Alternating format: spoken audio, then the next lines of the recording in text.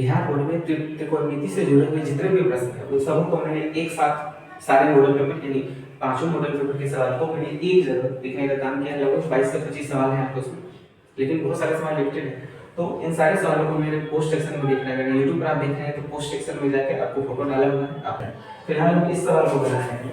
ये सवाल 2014 में एक बार पूछ चुका है। तो इस सवाल को हम cot a बटे 1 + tan, ठीक है, सवाल है हमारे पास कि cot a बटे 1 + tan a और स्क्वायर इसके बराबर करना है, क्योंकि आइडेंटिटी का ये सवाल है।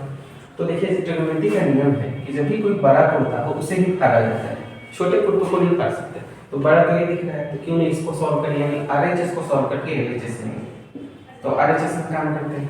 तो हमारे पास है कि cot a - 1 बटा 1 - sec स्क्वायर, ठीक है।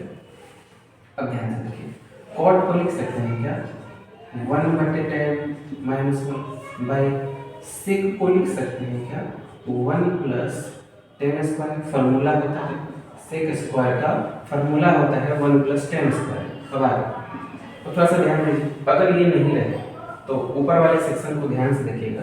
तो 1 - एलसीएम लेंगे तो एलसीएम में हमारा tan आ जाएगा, ठीक है। और ये tan इधर मल्टीप्लिकेशन में जाएगा tan, और डोमिनेटर के फॉर्म में ये भाई साहब खूब हो रही है सर 2। तो जब ब्रैकेट टूटेगा तो -1 - tan स्क्वायर, ठीक है। फिर ऊपर वाले सेक्शन में अभी कोई बदलाव नहीं, नीचे वाले सेक्शन में भी कोई बदलाव नहीं, लेकिन ध्यान से देखिए यहाँ दो में से एक क्या बचेगा 1 - tan स्क्वायर।